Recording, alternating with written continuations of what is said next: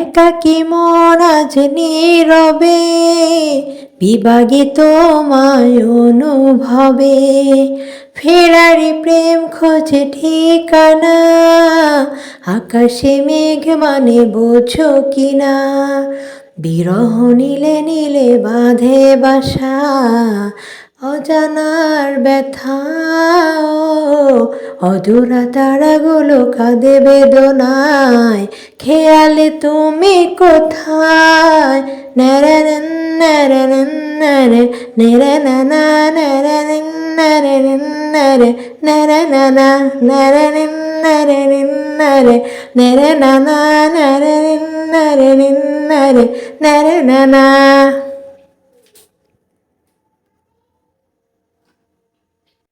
আসসালামু আলাইকুম, আশা করি আপনারা সকলেই ভালো আছেন।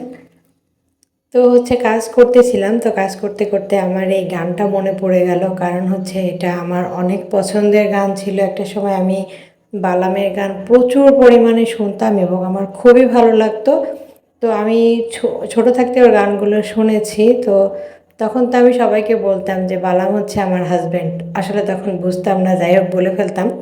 তো এখন বড় হয়ে গেছে, এখন সে কথাগুলো শুনলে মানে মনে পড়লে অনেক হাসি পায় আর কি। তো যাই হোক, এখানে হাজব্যান্ডের পছন্দের তরকারি রান্না করতে বসে গেছি। আসলে আমি প্রতিদিন আমার হাজব্যান্ডের পছন্দ অনুযায়ী রান্না করি, মানে ও যেটা খেতে চায় আমি ওকে সেটাই রান্না করে দিই। তো ও একটা মিষ্টি কুমড়া নিয়ে আসছিল। তো বললো যে মিষ্টি কুমড়াটা অনেক মিষ্টি হবে, এটা দেখো কিভাবে রান্না করলে ভালো হয়।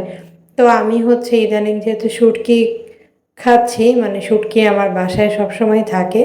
তো একটু শুটকি ছিল, সেই শুটকিটা দিয়ে রান্না করার চেষ্টা করলাম।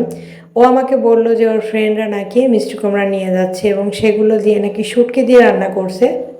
এর জন্য দেখলাম যে তো যেহেতু সবাই রান্না করে খাচ্ছে এবং বললো নাকি অনেক মজাও লাগে, তার জন্য আমি একটু ট্রাই করলাম শুটকি দিয়ে রান্না করার, যে দেখি আসলে কেমন লাগে। আমি আবার একঘেয়েমি খাবার একদমই পছন্দ করি না। আমি খাবার একটু নতুনত্ব আনার চেষ্টা করি। আমি সবসময়ের জন্য চেষ্টা করি উল্টাপাল্টা কোনো কিছু দিয়ে একটি মানে অনেক সুন্দর একটি খাবার, স্বাদযুক্ত খাবার রান্না করার চেষ্টা করি।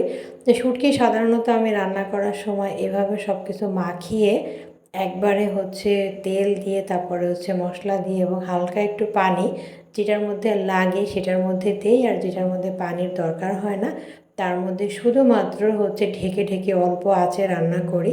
এক্ষেত্রে কি হয়, শুটকিটা খেতে অনেক মজা লাগে। আর আমি সাধারণত শুটকি বলতে ভুনাটাই বুঝি, যেটা পেঁয়াজ মরিচ একটু তেল বেশি করে দিয়ে ভুনা ভুনা করে। তো এটা আমার শুটকির এবং মিষ্টি কুমড়ার ফাইনাল লুক। তো সকলে ভালো থাকবেন।